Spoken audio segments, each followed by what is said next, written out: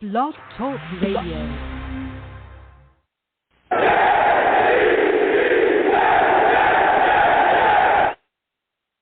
What's going on, folks? It's your boy Long Beach Joe, and we are back at it again. And boy, do we have some things to talk about. New York Jets get just completely destroyed against the Saints, 30-9. We also got a game coming up against the Dolphins. A lot of questions about Zack Wilson and his accuracy and all that. Man, we got to get into it. Listen, salutes to all the Savages, Venom G's, everybody in the chat going crazy right now, and we're going to talk about it. But listen, I'm the man of the people. I'm here for the people. Let me shamelessly promote my Facebook page. Everyone go on Facebook, search The Long Beach Joe Show. Like that page. My content's up there. Go ahead and give it a listen. Message me. I'll message you right back. I love going back and forth with folks about this football team. Also, leave me some feedback. I love hearing about what you folks think I do here on The Long Beach Joe Show. So without further ado, folks, let's go ahead and get into the show. I am fired up. I'm fired up, people. I'm fired up. All right? Listen, your boy is on iTunes. For those of you that listen to the podcast, for those of you that listen to me on Blog Talk Radio, your boy's on iTunes as well. Please go over Long Beach Joe Show on iTunes. Subscribe to the podcast there. Give your boy a 5-star rating. You know what I'm saying? Let me know. Give me a 5-star rating. Give me some feedback there on the show as well. Leave some remarks. Let me know how you folks feel about the show. And salutes to everyone that does. I see everybody's, everybody giving me those ratings, but please continue to do that. And let me know what you folks think about what I'm doing over here. I'm also on social media as well. Again, my Twitter for the show is The Long Beach Joe, at The Long Beach Joe. Go ahead, follow that page.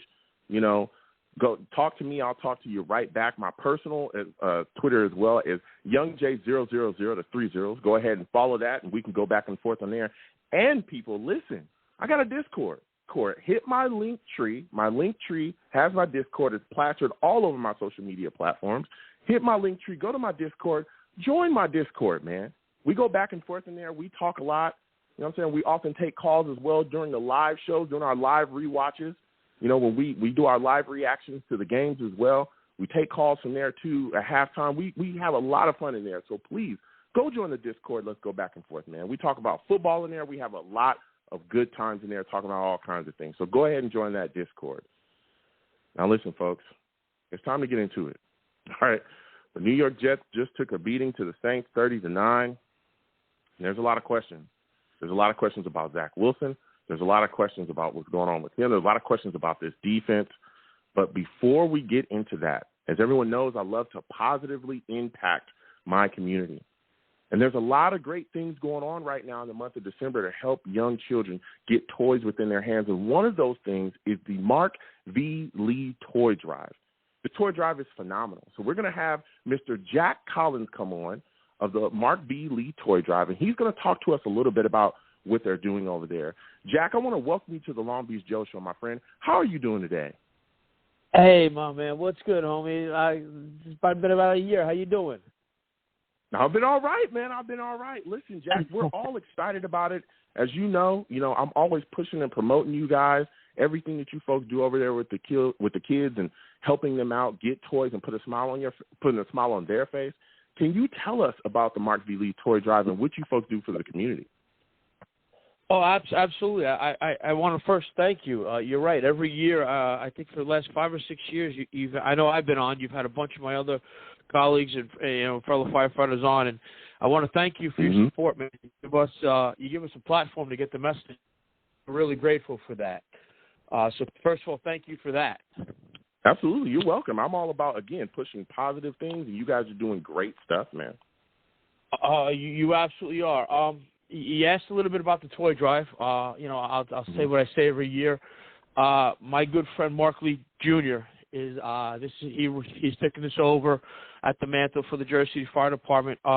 It's something his father started a long time ago. A quick backstory about Jersey City. We're a mid-sized city in New Jersey, very diverse, working class. A lot of families that are just getting by in the 80s. Mark's dad and his fellow firefighters, they were working the part of town that is a little less fortunate, a little more run down. They realized that the kids in there that they were serving in that community weren't having the Christmas they had wanted for them, and they just started this toy drive with their own money. They started buying toys for kids, giving them away to whoever needed some toys, and the word got out amongst the department. And, you know us firefighters, if it's a good time and it's going to help somebody, we're in. And it's just grown into this phenomenal thing that the department does every year. And, you know, our mutual friend, my buddy, your buddy, Mark, he's taken up the mantle for his dad. It's in honor of his dad. And a heck of a firefighter. And so every year, you know, Mark spearheads this thing with the entire department's behind him. You know, we gave away, I think we gave away about 3,000 or 4,000 toys last weekend. We have an event coming up this week, 2 events coming up this weekend. On top of that, you know, people are, you know, calling, you know, for other people's toy drives to make sure they have enough toys for the kids that they're looking to help. You know, quick story. Even today, you know, my fiance, she has a civic association, and she says to me, "Babe, some toys. You know, we could use storage." And I called Marky, you know, and he was getting ready to go to wrestling practice because not only is he a firefighter and helping the community, he's also coaching kids. And he said, "Listen, Pally," he said, "I got wrestling practice at 3. He said, I'll have ready for you." And within 4 hours, I go to his house and I pick up 5 giant bags of toys that I'm going to do center tomorrow. The kids can have some a nice Christmas, and it's just it's something that we take a lot of pride in. It's something that has grown, and we're proud of that. And it's just every year it gets bigger and better. And you've been a part of that. You've given us an opportunity to talk to people and to get and to help us help them. Yeah, yeah, and man, again, everything you folks are doing over there is so phenomenal. Just when you just said we gave out, you know, 3, almost 4,000 toys, I'm like, wow, I'm just blown away with how much you folks are doing. You know, it's crazy. But when you talk about giving all those toys away, and you've been involved in this for so long, what is the most memorable moment that you've had when dealing with this toy drive? It actually didn't happen at Christmas time. It happened during the summer. You know, we work on the south side of the city, which it's a little more blighted. Is a little more, you know, a little less financial, shall we say? And we were working one day, and a kid's grandma came to the firehouse looking for help because her grandson's bike had gotten stolen, and you know, they were trying to find it. And Marky got a call from the captain saying, "Marky got this kid whose bike got stolen." And Marky went to his house. Went to his magical garage where he stores toys for the donations that he picks up throughout the year because he's always doing this. And he grabbed a bike for the kid, and the kid had a new bike. And, you know, that kid's face lit up like a Christmas tree. And it probably changed his outlook on things just a little bit, knowing that somebody who we didn't know gave a darn about him. And it was a great moment. And it's still my favorite moment that I think about when I think about my friend Mark Lee. Yeah. Oh, man, that is a phenomenal story, man. Just to be able to help that kid out with all that he was going through, you know, getting his bike stolen, like you said as well. Sometimes that'll bring you down when you're a young kid. You want to get out there and start pedaling and have a good time. You know what I'm saying? Yeah, everybody's fired up, ready to get outside. Your bike gets stolen, and you're able to go to the firehouse and meet a firefighter that's able to help you. Yeah. Your bike's all you got. That's your ride, man, you know? Exactly. Those are your wheels. You know, so that's how I get around, you know? And then next thing you know, it's gone, and someone is able to come and help you. So it's, like I said, Jack, it's phenomenal what you folks are doing out there. Now, how can my audience get involved with that? Where can they go? What can they do? How can they help, you know, with the toy drive? How can they give toys? How can they give monetarily as well? Well, if whoever's listening, you can send donations to the Jersey City Fire Department, care of the, or actually I should say the Mark Lee Toy Drive, care of the Jersey City Fire Department at 465 Marin, Marin Boulevard in Jersey City, New Jersey. I believe it's 07302, but either way they'll get it to us if I'm off a number. And checks, you know, it's a nonprofit. There's nobody derives a salary. We're like the Red, you know, not the Red Cross, the other one, I forget the name of it, with the bell. Nothing goes, everything goes to the charity, everything goes to the kids, to the toys. Nobody derives anything from it. You can also go to Venmo, I believe, MARK_Vincent10 at Venmo. And again, any donations anyone wants to make, if you're in the area, you can drop a toy or donation of any kind off at any firehouse, and we'll get it to where it has to go. Mm-hmm. Yeah, absolutely. It could be and again, everyone knows. No, go ahead, Jack.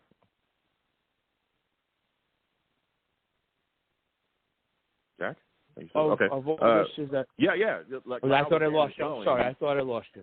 Yeah, no, it's okay. You kind of out, but like I said as well, everyone knows. Listen, the link to the Mark V. Lee toy drive as well is plastered all throughout my social media. It's in my link tree as well. Anyone, please click that link tree. You know that's everywhere. Exclamation point link in the chat. We'll bring that up. Exclamation point links.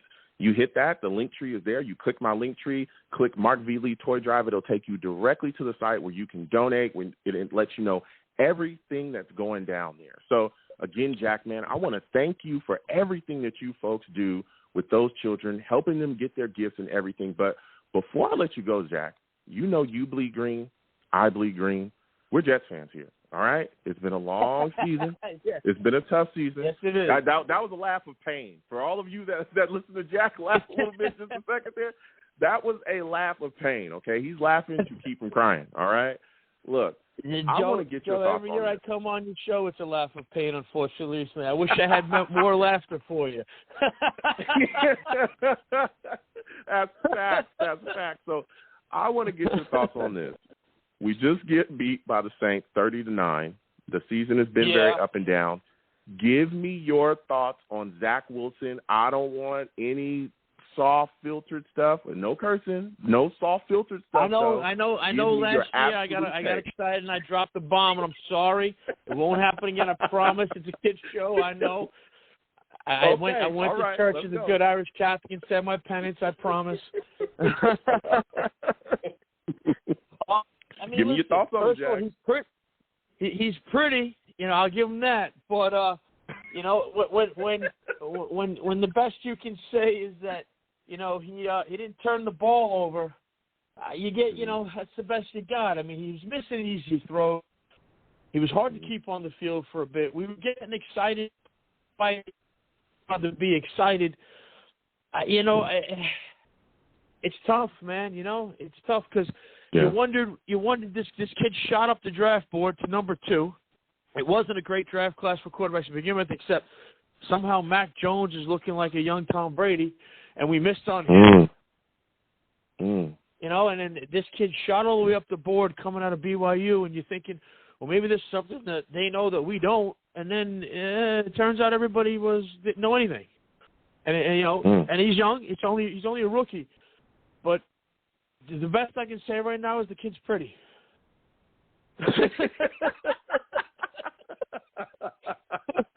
Well, that's all I got, Joe. I wish I had more. Yeah, that's got to count for something, Jack. Listen, Jack, he looks good in the headband. That's the best I can tell you. It's been phenomenal speaking with you, man. Before I let you go, can you please again give my audience every single piece of information they need to get in contact with the Mark V. Lee Toy Drive and how they can get involved with it as well? Exactly. Thank you. It's it's the Mark V. Lee Toy Drive, care of the Jersey City Fire Department, 465 Marin, Marin Boulevard in Jersey City, New Jersey, 07302. You can send presents, send donations. You can send donations to Venmo, Mark_Vincent10 at Venmo, and of course, hit up Joe's website because we're all over that because he's one of our biggest supporters and we can't thank him enough. Yes, absolutely. Thank you so much, Jack. You have yourself a good night, my friend. My man, you've become a part of my Christmas season, so thank you very much. I look forward to this every year. God bless you, and thank you for helping us. Thank you, man. Thank you. You have yourself a good night, my friend. You be well, my friend. Thank you. All right. Listen, Jack is the greatest, man. Jack is the greatest. Listen, salutes to the Mark V. Lee Toy Drive, man.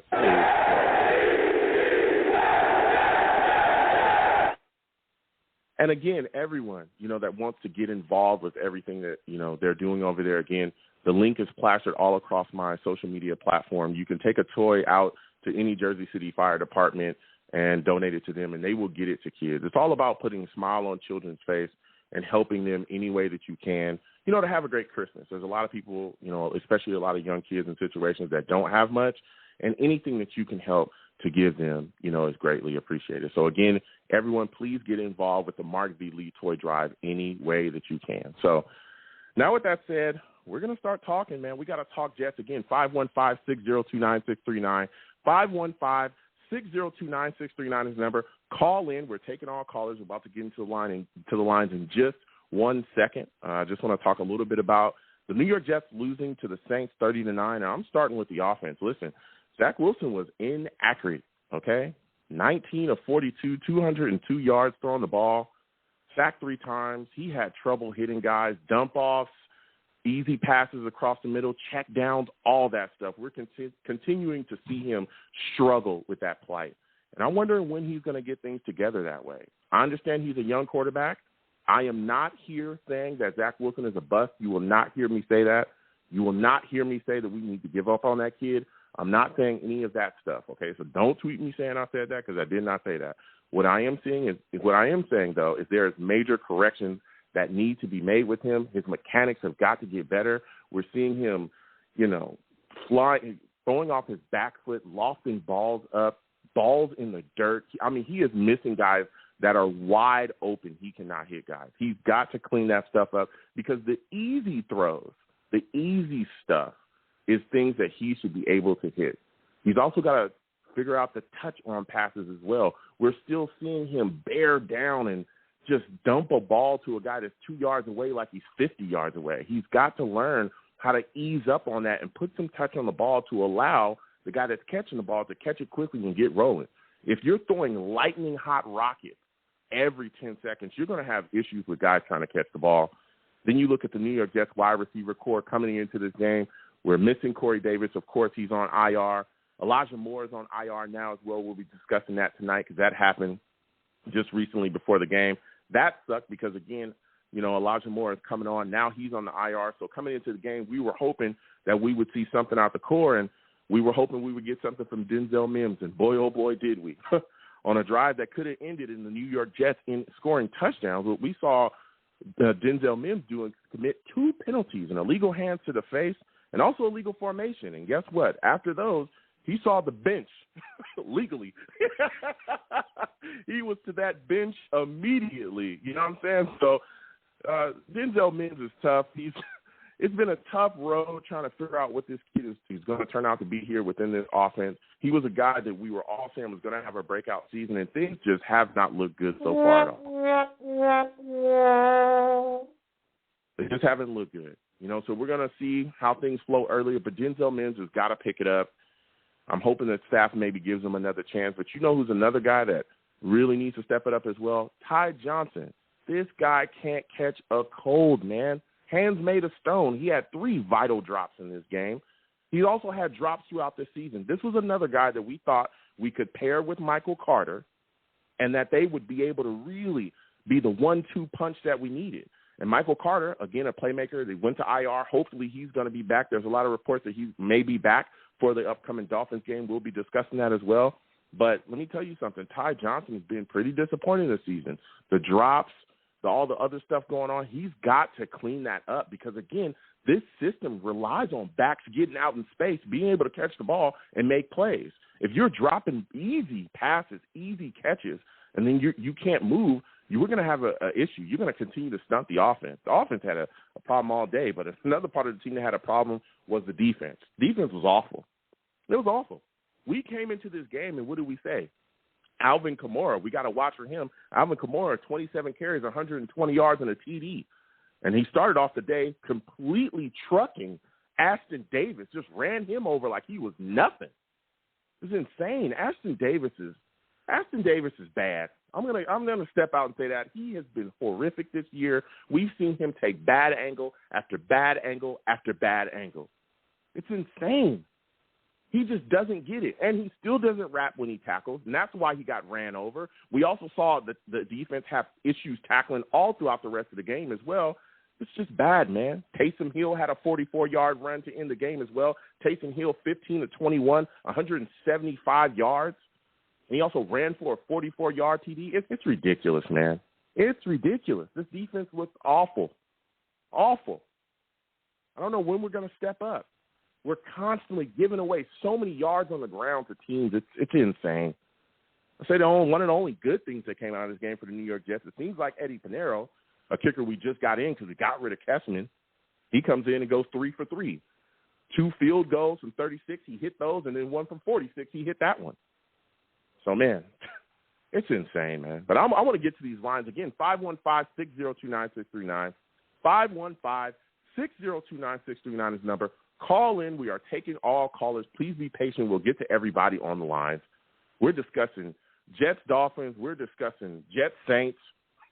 We're discussing it all, man. So first caller I'm going to, 973. I'm coming directly to you, 973.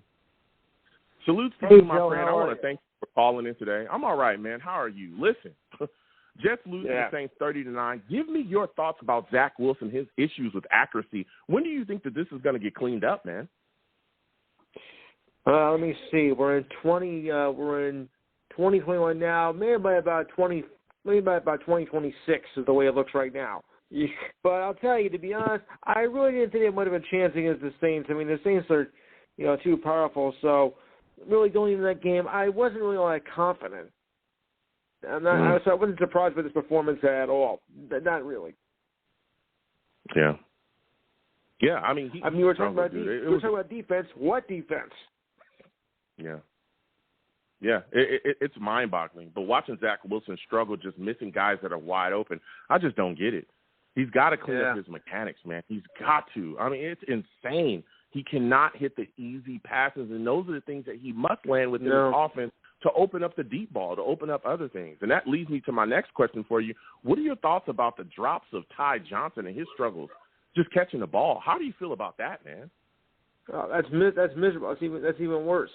I mean, I thought Sammy Boy was bad enough, but we were looking so much forward to the season. Kind of with Zach Wilson, was such a great quarterback, in college, but then he comes over here, and then it's just the same story. We get all these hyped up players thinking they're going to do wonders for us, and instead it's another disaster. Yeah, it is. With the new coach and everything too, the chemistry isn't there yet. Yeah, I mean, they've got to start building something around here. Yeah. Because we're seeing the same thing consistently. I mean, this team is giving up a lot of yards on the ground defensively, and it's insane, and we're seeing the same issues, the same inconsistent ability to tackle. And one of those things we saw against that Saints team was Ashton Davis just getting ran over, just getting ran by, bad angles. What are your thoughts about him at safety? And watching him, at this point, do you think the Jets can afford to walk away from Marcus May, knowing that this guy, hasn't really shown us anything? No, I don't think they can afford to walk away from May at all. I mean, he might be the only hope the only bright spot that we have on the team this year. So I think we would have to keep him. I mean, he's one of our few bright spots. So there isn't much more we can say about that. I mean, this team has just been a problem right from the get-go. Yeah, they have. Now we're going into this next game with the Dolphins. My final question before I let you go, man, is what are your thoughts about the Dolphins matching up with the Jets on the road? We're going on the road. Do you think that this defense will be able to stop Gesicki? Because, not only have we struggled with running backs, we've also struggled with tight ends as well this year, eating us up. Yeah. Do you think that we'll have a plan to stop Gesicki, coming into this football game? I hope we can. I mean, Miami looks a little bit easier that we can to beat rather than the Saints and whatnot. So there might be a slim margin of hope here. We know the Dolphins number, and we're used to that. So I think maybe there is a chance that we can hold up against them. Oh, wow. Okay. So before I let you go, man, give me your final score prediction for that game. How do you think it ends? Who do you think wins? Who do you think loses? Jets, Dolphins? I think that the Jets will win this. I don't think it's going to be one of those high-scoring affairs. I'm going to go 17-7 Jets. Wow. Okay, 17-17.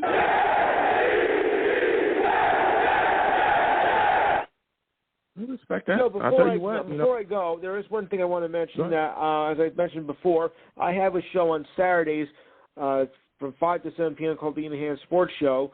I'm hoping you can come on since it's our last show of 2021.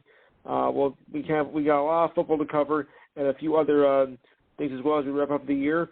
So if you got time on Saturday, call the following number, 512-543-4662. Number again, 512-543-4662, and the show is called the Enhanced Sports Show. Tell all your friends and neighbors about it. Absolutely, man. Salutes to you. I want to thank you for calling in the Enhanced Sports Show. Salutes to him. We're going to keep going with these lines again. 515-602-9639. 515-602-9639 is the number. Call in. We are taking all callers. Next, I'm going to my guy, Jacob, man. I'm going to my dude, Jacob. I need to know what Jacob thinks about this. Jacob, salutes to you. I want to thank you for calling in tonight. Jacob, give me your thoughts about Zach Wilson's struggles with accuracy against the Saints. Man, when do you think he's going to clean this up? He's missing wide open guys, man. Hey, what's going on, Joe? Can you hear me okay? Because I know I had some mic troubles last time. No, you're good, man. You're good. You know, so sometimes right, good. I know people call from the bottom of that Pringles can, but you are good, man. I can hear you good. All right, sounds good. So, obviously the accuracy things have been really frustrating, but I really can't put it all on Zach Wilson. He definitely did have some pretty bad throws, like the bounce throw to Berrios behind the line of scrimmage, basically, was one that should not have been an incompletion by any means. I mean, horrific. Yep. But I mean, Ty Johnson had 3 or 4 drops for first downs, which really can kill the momentum. I think Keelan Cole had a drop. Some other guys had some drops too, and it really doesn't make it easy for us to move down the field when Zach does make those good throws, and they sort of ruin the vibe in a way like that. But I think really a lot of it comes from just Zach Wilson trying to do too much.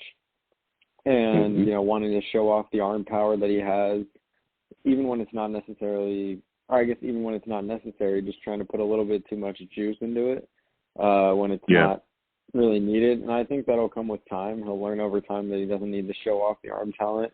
People are aware that it's there. And really just a rookie thing. But it's definitely something that's, if you want to be a star NFL quarterback or a franchise quarterback, you cannot miss those throws consistently. So that's got to be cleaned up as soon as possible for sure.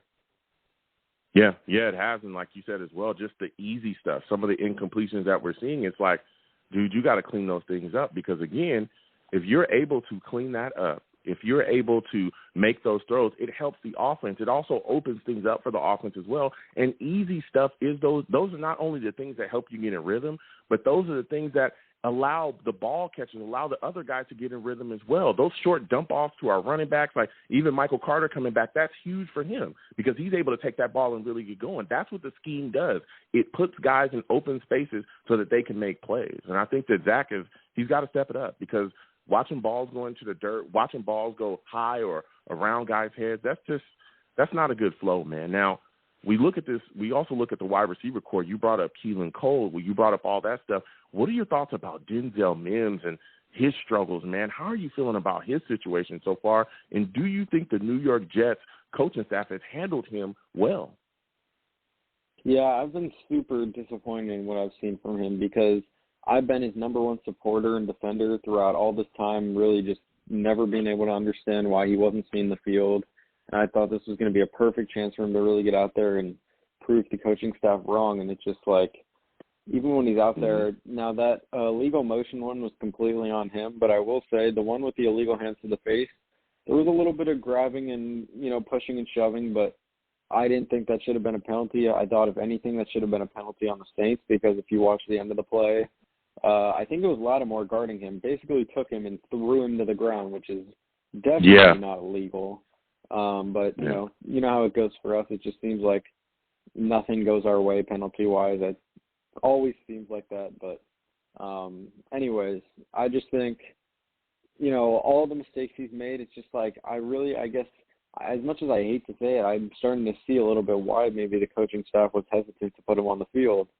And, as much as it hurts to say that, because he's without a doubt a talented receiver and he has the potential, it's just until he can not make those mistakes and become as reliable as the other guys who are out there in terms of not making those key mistakes when we need points, I don't see him seeing the field much.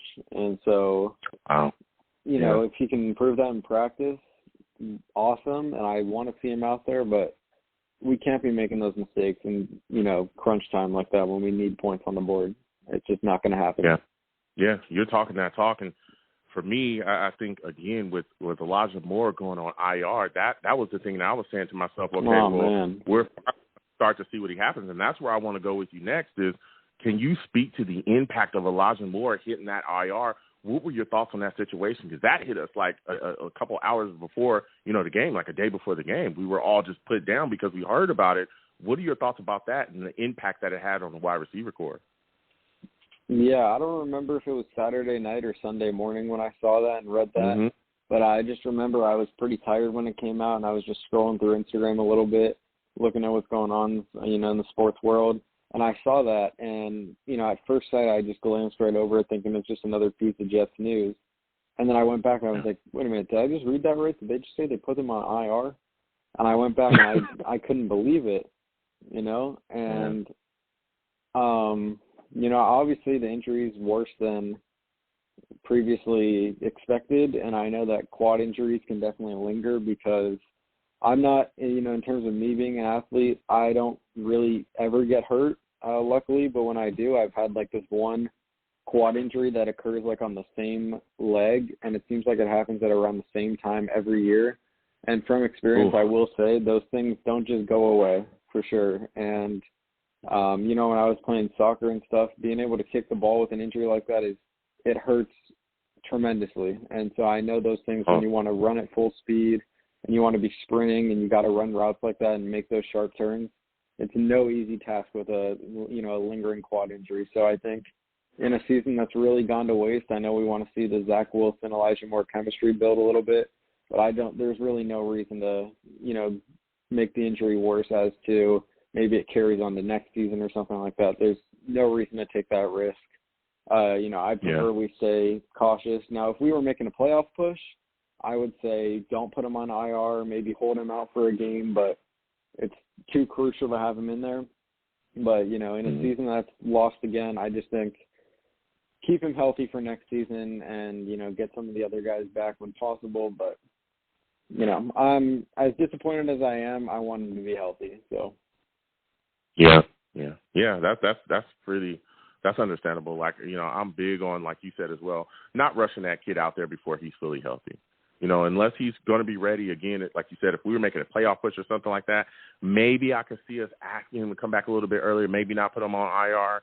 But he's a guy that has really lit things up, that has really been showing us, you know, what it's all about with him as far as his talent. Let's not jack that up and allow this kid to miss more time, either re-injuring it or making it worse. Let's sit him on the sidelines and make him, you know, wait until he's healthy. And so I respect that. I absolutely do respect that. And I like that the coaching staff dialed it down as well, because I'm pretty sure the type of competitor he is and athlete he is, he probably wants to be out there, you know, more than anything else. But allowing him to just sit down, I don't blame him. It does. Yeah, exactly. But it does nothing but help us as well in the long run. Now, one of the things that we're seeing consistently defensively here is our struggles with stopping the run. And, we saw Alvin Kamara get busy against us as well. What are your thoughts about this, Jacob? Because it seems like we can't stop damn near anybody. We're giving up 100-plus yards to, you know, one or two backs on a weekly basis. What are your thoughts about this? Is it effort, or do you think it's the scheme? Is it that we don't have the pieces up front to stop it? What is this, man? Why do you think we give up so many yards on the ground?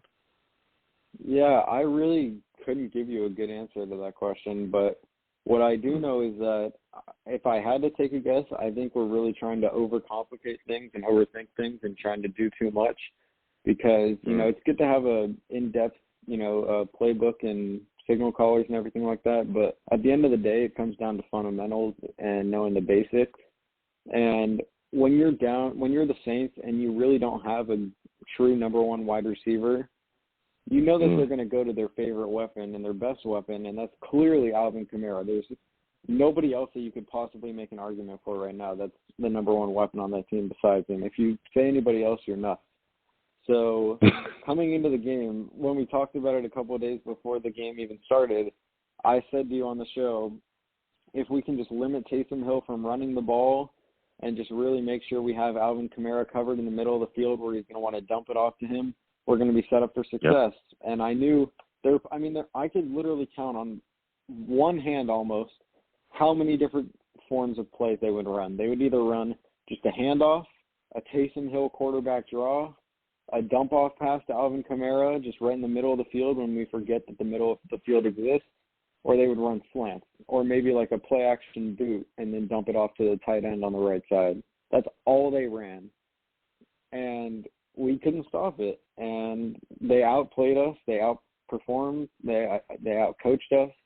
They did everything better than we did. And so, we came into the game. I don't know how we didn't expect Alvin Kamara to get the ball 35-plus times. It was obvious that that's the guy they want to go to. But, until we can get back to doing the basics properly, I don't see us winning many games. Because at the end of the day, the better teams are the ones who have mastered the basics of the game. That's in any sport. That's not just football. The teams that know what to do in the simple plays win the game. And so that's what happened here, too. Yeah. I mean, you're talking facts right there, Jacob. Listen, man, Ashton Davis, what is your assessment of him at this point, bro? I hope that sums it up right there. Oh, God. When you can't think of words to describe a young player like that in the first 10 seconds of being asked a question, that tells you something's up. And, we need new safeties immediately. I get that we signed LaMarcus Joyner and he got hurt, but, for a third-round pick who is hyped up to be an insanely athletic player, which he is, I'll give him that. He's definitely an athletic player who hits hard. But, if that's all you're there to do, then you're not really playing safety. So that's probably, in my opinion, outside of maybe a right guard or a center, our biggest need on the team is a safety, without a doubt. Oh, and then Marcus May going down obviously hurt too. I disagree with that. I do hear what you're saying, Jacob. And again, we'll keep getting to the callers again. 917, I'll be coming to you soon. But I hear what you're saying, but I disagree with that take, Jacob. I think, and I know that there's a lot of people talking about, I forgot the kid's name from Notre Dame, the safety that's there. And Hamilton. Yeah. Hamilton. Listen, the kid's phenomenal. That's great.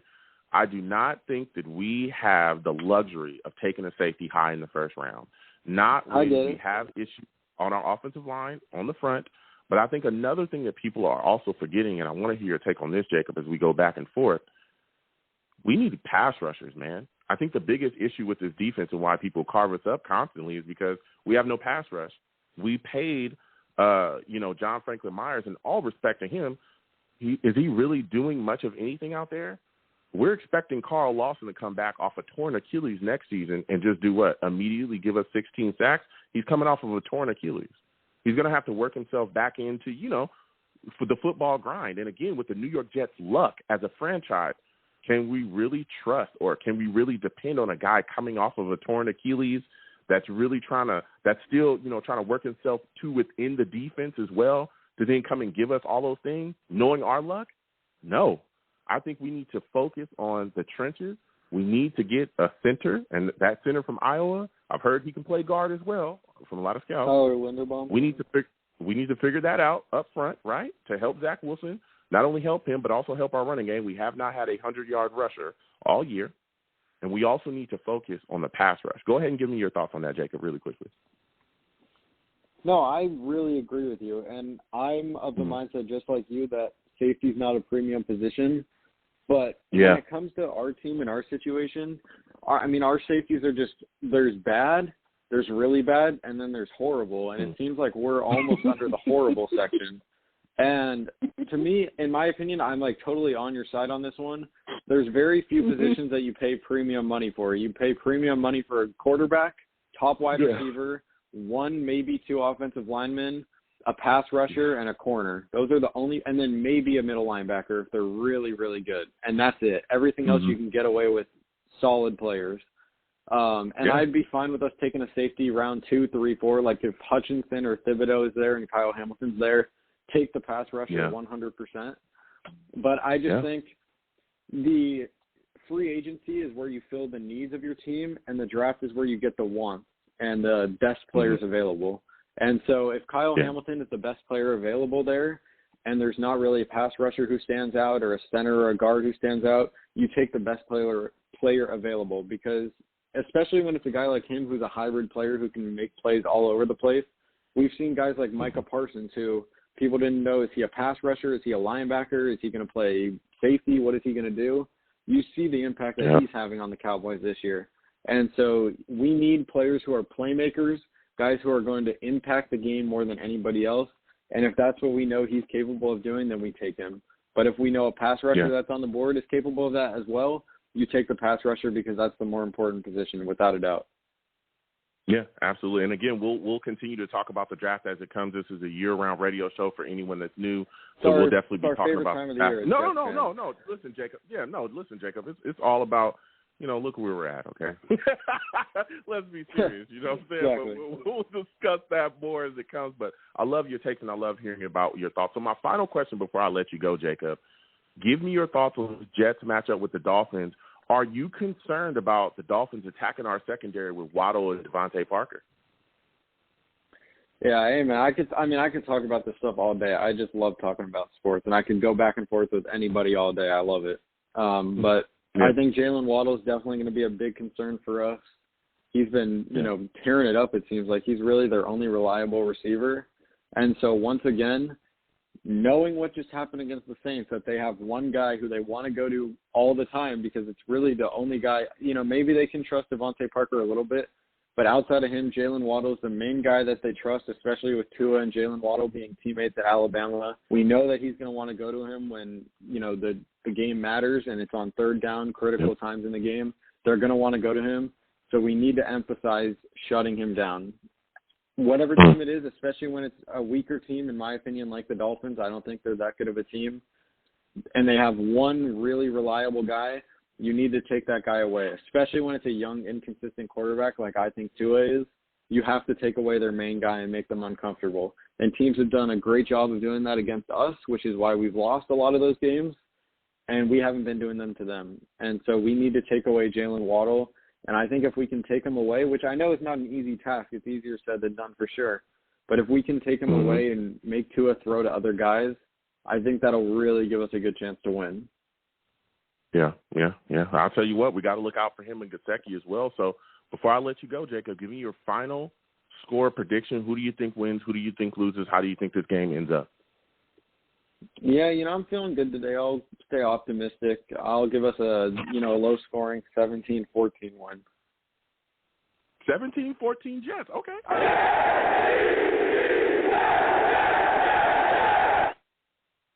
Listen, Jacob, I got to get back to these lines, man. You have yourself a good night. And listen, next time I have a show, I want to hear from you, man. I love going back and forth with you. You got some great takes, my friend. Absolutely. Have a good night, Joe. All right, you have a good one. Listen, we're going to continue to these lines. Again, 515-602-9639. 515-602-9639 is the number. Call in. Again, when you call in, please be patient. We'll get to everybody on the lines. Also, make sure your background is clear. Okay, if you're listening to me, turn me down or mute me so I can't hear, myself. No noise in your background. I need to be able to be clear and hear you. Make sure your phone is in good order, all right? Don't call me from the bottom of a muffler, okay? Don't do that. I need to be able to hear you. I need to be able to hear what you're saying so I can hear, so my audience and I can hear you as well. Please do not call me from an old Sega. All right? Please don't do that. Okay. All right, put that Sega away. Call me from a phone, all right? So next, we're going to 917. I'm coming directly to you. 917, give me your name, where you're from, and give me your thoughts on this loss to the Jets to the Saints, man, 30-9. How are you feeling about it? How you doing? This is Clay. How you doing, Joe? I'm all right, Greg. It's good to hear from you, my friend. You're a new caller. How are you doing today? Give me your thoughts about this 30-9 loss, man. How are you feeling about it? I got to tell you, I'm not a Jets fan. I'm a Cowboys fan, but I've been watching you guys this year because I've been excited. I wanted to see what you guys can do because you're getting a new quarterback and all that stuff. But I got to say, I don't think Zack has NFL quarterback talent yet. He's got college quarterback talent, but he doesn't have NFL quarterback talent. And I think the Jets fans, you guys, you look at him as your future, your franchise quarterback. Instead of looking at him like, I need you to prove that you can get the starting job. I need you to prove that you can be our franchise quarterback. And if you can see him that way, a lot of fans won't be disappointed. Automatically, you guys have him held high, and that's the problem I see from all the fans. What's your take on that? Yeah, well, here's the deal. And, again, I want to thank you for calling in, Greg. And, I love the fact that, again, we have fans from all fan bases calling in. I look at it like this. We took the kid high in the draft. We were coming off of, Sam Darnold. A lot of people wanted to move on from him. I think it's a little early to know what he is and what he isn't. At this point, we see that there's talent. There's been flashes this year. That game against the Titans, flashes, where we saw, whoa, this kid has great arm strength. He can get outside of the pocket. He can make plays. He can do all these things. It's just putting it all together. Now, again, I think with a lot of the success, early success, that we've seen from other quarterbacks, that have been drafted in past drafts and more recent drafts, the immediate start and then the immediate impact from Mahomes to Jackson to even Deshaun Watson, who came in and was able to do some things, I think has spoiled the NFL fan a bit, because there was a time in the NFL where you had to sit down for a bit and really learn the game from the bench, and then you were put in. So when you look at some of the things that Zack is struggling with, it's rookie stuff. He's missing throws. You can't compare Zack. He's missing guys all around. Look, I'm not comparing Zach Wilson to those. No, I was going to say, what I'm saying a lot of is fans, they look at other quarterbacks. Hold on a second, Greg. Not every quarterback is going to be able to come in and immediately give you, that type of production. So I think that once he is able to kind of put those things together, that's when I think we'll be able to tell what he is. I think it's just a little bit too early to say what he is and what he isn't at this point, Greg. Give me your thoughts about that. No, I agree. Usually I like to give someone 3 years. And so the way I look at rookies when they come in, I said, you're a 0. And on a scale, you either go to the right, being good, very good, to great, or you go to the left, being fair, poor, or very poor. Right now, Zach started on 0, and now he's going towards fair and poor. He's in that range right now, the way he's playing. But he's got 2 more years left to see if he can grow from there. The problem is he came in where everyone put him at a high pedestal. You compare him to other quarterbacks. You can't compare him to other quarterbacks. You can only compare him to Zach. Trevor Lawrence playing bad or good does not magically make Zach play better. Maybe Trevor is terrible too. And so people are like, well, Trevor's playing bad and this guy's playing bad and all that stuff. That doesn't make Zach play better. That doesn't make the Jets win games. All we care about is Zach, is he going to play better? That is all I care about. The Jets organization put a help want aside. We are looking for a franchise quarterback. Zach is an employee of the Jets. He says, I want to take on that position. Sure, come on in. Audition for us. Show us fans that you can be our franchise quarterback. He has not shown that as of right now. Everyone will say, Zach had a bad game, or Zach had a bad game and excuses. No, just own it, understand he had a bad game. That's it. He needs to show us. Don't give the buts. Don't give the excuses. And own it. And that's it. I mean, you're talking facts there. Listen, I've talked to many Jets fans, and I've said that, I know a lot of people are talking about Fields and Lawrence's struggles and all those things. And I say, hey, those guys' struggles wherever they're at has nothing to do with us. He still needs to step in here and make the plays. The same way that, a lot of people are down on Baker Mayfield now. Josh Rosen, didn't turn out to be the guy that a lot of people thought he was going to be. But what did that have to do with Sam Darnold not being able to work out here? So I've said some of those same things to Jets fans as well. But, again, I think a lot of the fanfare and a lot of the hype came from how high we went and we drafted him. What we were expecting to get. Listen, we're a team that has not won much. We're really trying to find our way. We've been looking for a quarterback for I don't know how long now, since the 60s, honestly, probably since, Chad Pennington, honestly, was the last guy that we had. So I think a lot of fans are really attached to this kid working out and making sure that he gets, good here. Every Jets fan wants to see that. So that's where I think you'll see a lot of that stuff from Colin. But again, when you look at the New York Jets, I want to get this question to you, Greg, because you're really bringing a lot of insight. You talk about Zach Wilson and his struggles. What are your thoughts about our coaching staff? Do you think that there's something that they could do to kind of help him along a little bit? It's funny, when everyone's coming down the floor and they thought his offensive game plan wasn't working, I was saying to myself, I wonder if they put a different quarterback in, would their game plan work? And all of a sudden, Mike White came in and all the other two quarterbacks, Flacco and that, and it worked. And then it told me, I guess it's Zack. He's not getting it right now. And so I think LaFleur's doing a great job. As for your defense, what I do like what your coaches are doing that most of the fans don't like, you're throwing everyone in there, and you're finding out who can play for you and who cannot. And you're saying, next year you're going to be my starter. Next year you're gone. Next year you'll be my backup. I like that. I like what you guys are doing on that part. So you're building around that because you're not a playoff team, so that's going to be good. So you'll find your core guys. You'll add more with the draft, and hopefully you do some with free agency. Yeah, I mean, there's been some injuries. Again, Michael Carter II has been out. Hopefully he's going to come back. So that's really, moved guys around as well. Marcus May being out, we've seen Ashton Davis. He doesn't look like a guy that's going to be around much longer. You know what I'm saying, Greg? I mean, you've seen his tackling, Greg. You watch the team. You know what I'm saying? It's insane the way he's been getting bolted around. If he doesn't step up, he's probably going to be gone. At least, Greg, you're going to know what you have. Yeah. So before I let you go, Greg, it's been great speaking with you. Can you get a score prediction out of you? Who do you think is going to win, Dolphins, Jets? Who do you think wins? Who do you think loses? How do you think the game's going to end up, man?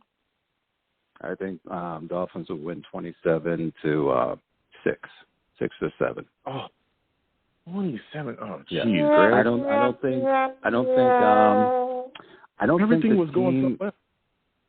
I don't think the team feels confident with I don't think the team feels confident with Zack right now playing. And the Mims thing, really quickly.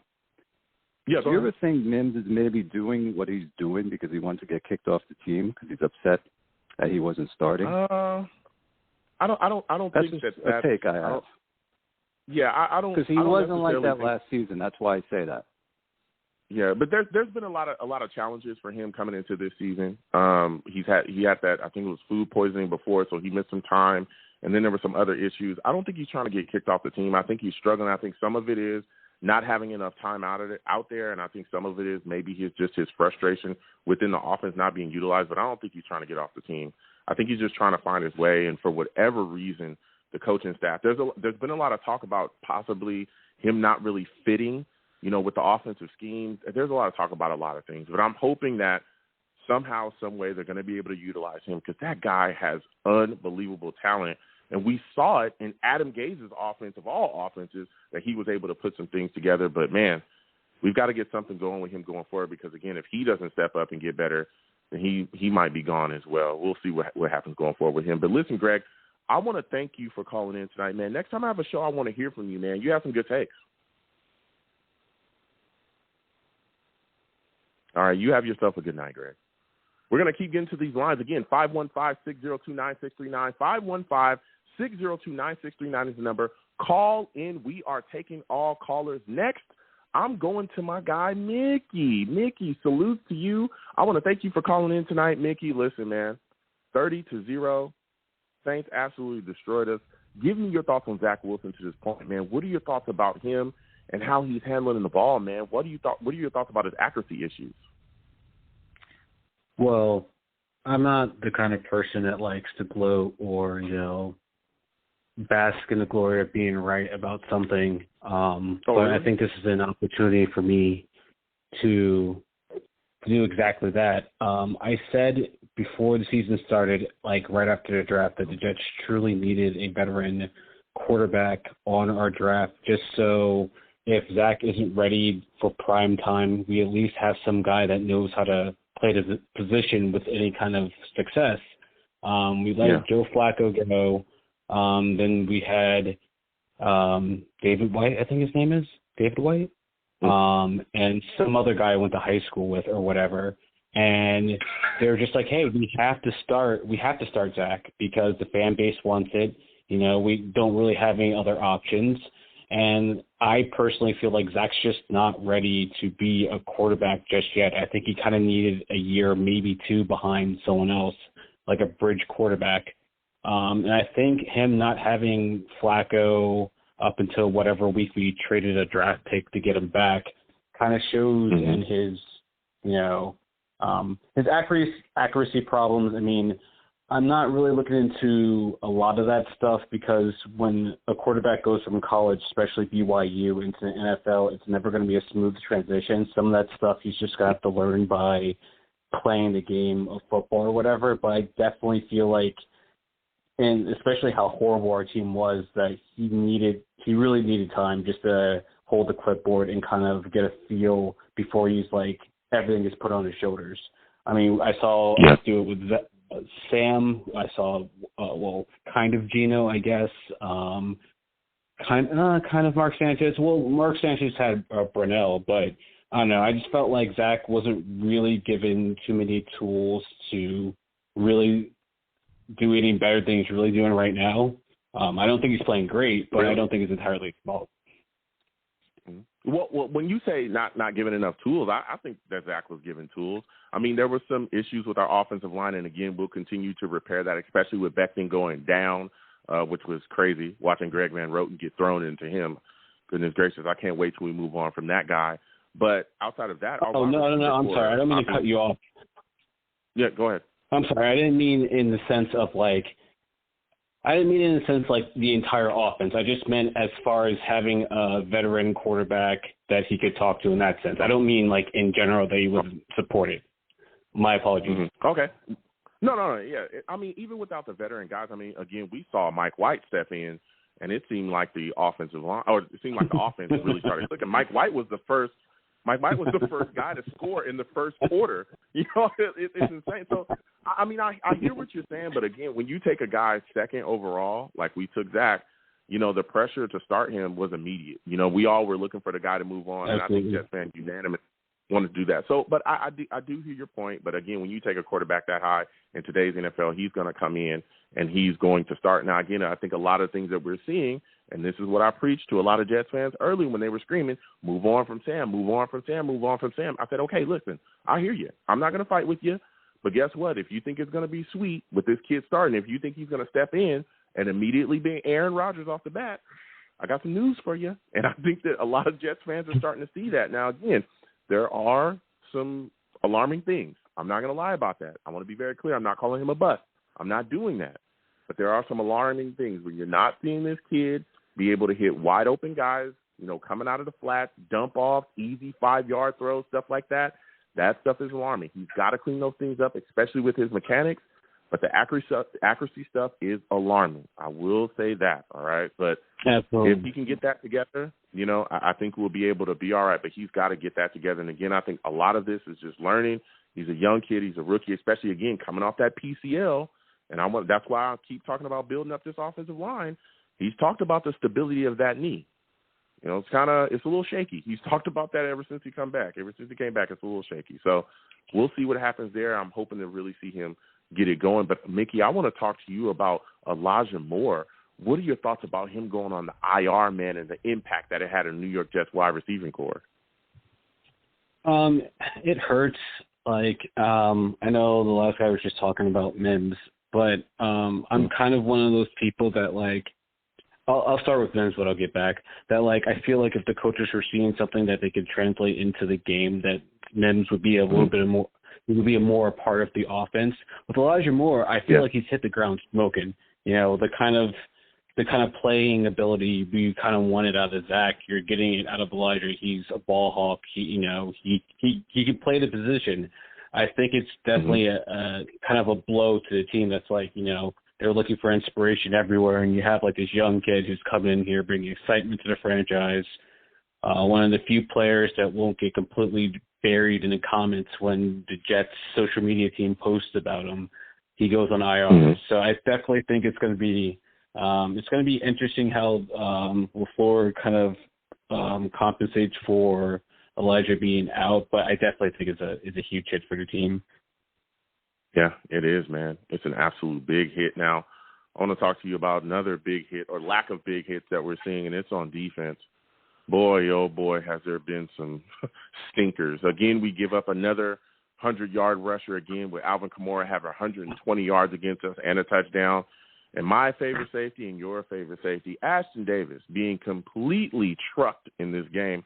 What are your thoughts and assessments of Ashton Davis at this point? Is he a guy that you are willing to go into the future with, or are you looking at Marcus May right now and saying he might be a must resign?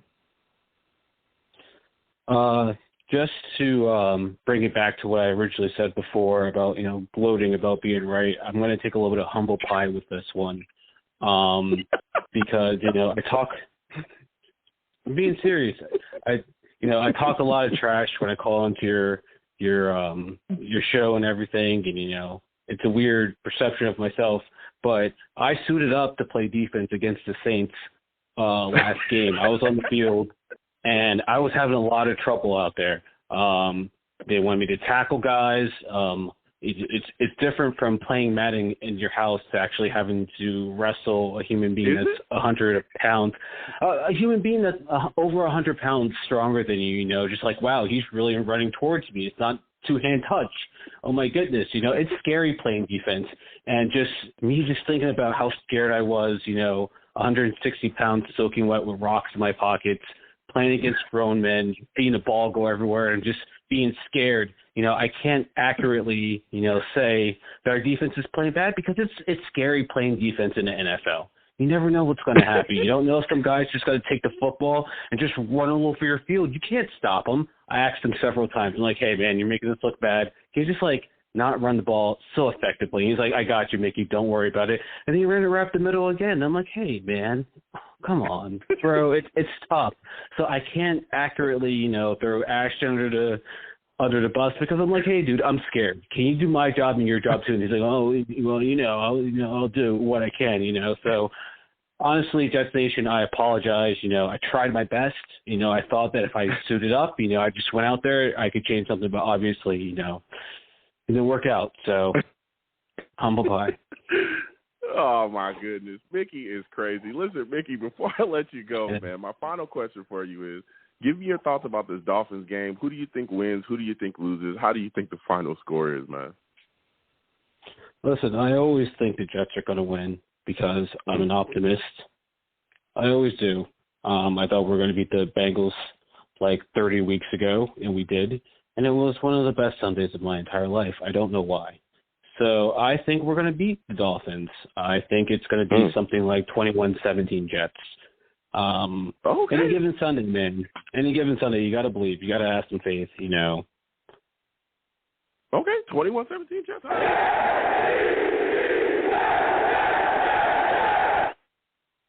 Listen, Mickey, I got to get back to these lines, man. You have yourself a good night. Next time I have a show, I want to hear you, man. I love your jokes, bro. All right, man. Stay safe. Talk to you later, man.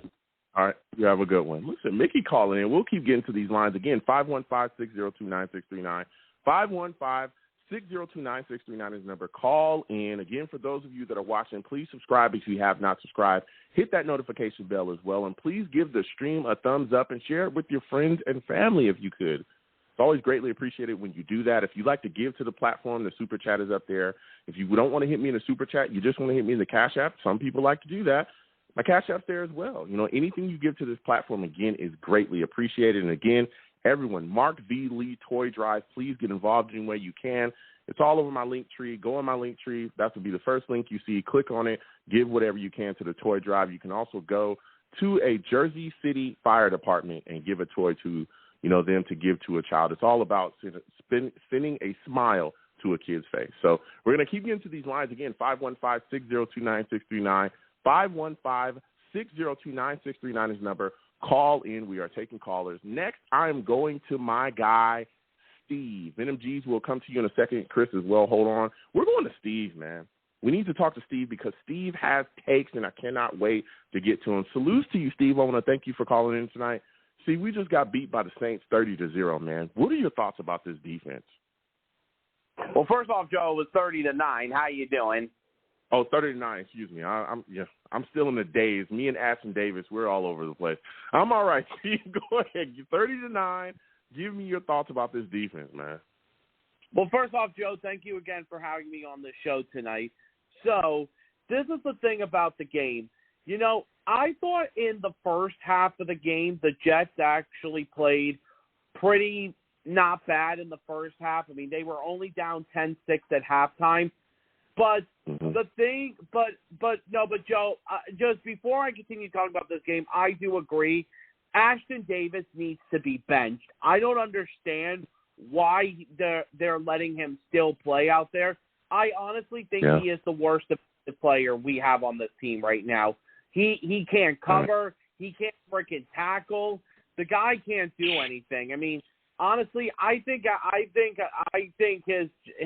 he's going to be on the line going into next season. But going back to the game anyway, it's just so we lose to the Saints 30-9, and like I said in the first half, I thought we played pretty decent, but then in the second half we had some ups and downs, unfortunately. It was just what happened was we knew that going into this game that the Saints were going to run with the ball because the Saints, because they were going to run the ball a lot because they don't really have receivers. They don't really have a tight end. And the biggest weapon was Alvin Kamara. And Kamara, unfortunately, ran the ball on the ground really well. And unfortunately, that was one of the key things to the game, stopping the Saints' run. And unfortunately, we didn't do that. The offensive side of the ball, Zack Wilson, I thought was he had some good moments, didn't have some good moments in the game, because there were times where his accuracy still continues to be off. But Wilson at times, as I was saying, he was playing like a rookie in that game, and I know he said after the game that there were some things, that he wants to get better at, and he admitted that he made a lot of bad throws. But I'm going to tell you one last thing, Joe, before I let you talk again. But hold on a second, Steve. I hear what you're saying, but to me, I understand but the accuracy issues, missing guys wide open, watching him go out there and not be able to complete 5-yard dump-offs, that's insane. And, again, we've seen this since he's come back. He's had struggles. We saw it in the first game back where it was high balls to guys. He couldn't – the same thing, missing guys wide open. When Elijah Moore was playing, he missed him wide open coming across the middle. There's a lot of accuracy issues there, and it's just I'm not saying he's a bust. I'm not throwing away. I'm just saying this stuff is starting to get concerning. I will say that. The accuracy issues are concerning. Go ahead, Steve. Yeah. But then the other thing I was going to say, Joe, let me just tell you something. Towards the end of the first half, we had a chance to get a touchdown before halftime. We had a chance to get a touchdown before halftime. But unfortunately, Denzel Mims ruined everything on that drive. Woo. Mims is the reason why. And let me tell you something. Robert Saleh and the coaching staff did the right decision by benching him in the second half. He deserved to be benched in the second half. And honestly, Joe, I think Denzel Mims' time is running out here in New York for us. I remember back from draft night in 2020 in round number 2 when Denzel was picked in the second round by us, and I was excited that we got him. But honestly, I just think he doesn't fit into this new system now because he was more accurate in the system last year, but this year's system he's just not fitting into. The other thing is, I'll do is before I let you talk, the only two players that I felt that did play the best in this game on Sunday was Eddie Pinheiro, who was our kicker for that game, and he was 3 for 3, and because he was the one that got us all of our points, and Braxton Berrios. I thought Braxton Berrios played one of his best games of the season with us, and he has been playing well the last couple of weeks. So, all right, Joe, I'll let you go ahead. No, yeah, I mean, you're speaking the truth there. I mean, you look at the sense, like I said, the only good thing that really kind of came out of the game for the Jets was it seems like Eddie Pinheiro, it seems like he can be a guy that we can move forward with. Again, we'll see because we've trusted kickers before and we've seen what happened with us. But being able to hit 2 from 36, 1 from 46, I like that. And, guys are flying around out there. Berrios continues to make plays. But, again, when Berrios is your best wide receiver, you got some issues. But again, Elijah Moore being on IR, I think hurts us. Corey Davis being on IR. Now, I wanted to speak with you about that, Steve, because before this game started, I think it was like the night before or maybe the day before, we got the word that Elijah Moore was on IR. Can you speak to how that affects the offense and how that hits the wide receiving core? It hurt us, Joe. It absolutely hurt us. And I looked up, as Elijah Moore does almost every week. He always talks to God every week. And I said to God, why does everything have to be so hurtful to the Jets? Like, why can't the Jets never have anything nice? Why? Like I don't get it, Joe. Nothing happens nice with the Jets. We can't get nice things. Honestly, it was just once when Elijah Moore went on IR, I was devastated. I mean, I know he wants to come back to play for the last 2 games of the year. Because remember, we're not going to have him for the game against the Dolphins this Sunday, and we're not going to have him next week for Jacksonville. Because remember, the rule is in the NFL, when you go on a short-term IR, you have to be out for 3 weeks, and that's it. Yeah. But but the thing is, it's just, Joe, the Jets just this year have never gotten nice things. Whether it comes to games, when the referees make bad plays against us, off of the time too, even before the season began, when Carl Lawson went out, when we get piled up with these injuries, and the injuries hurt. It just hurts. The Jets, unfortunately, Joe, we just can't have nice things. Period. That's it. If God wants to give nice things, He's going to give it to Tom Brady and the Buccaneers. End of the story. Listen, that's Steve says the God's a Buccaneers fan. That's what Steve said. I didn't say that, but listen, Steve, it has been rough. It's been rough being a Jets fan. These injuries have stacked up, told up on us. But hopefully we'll be able to clear things up soon. We got a draft coming. We got free agency coming.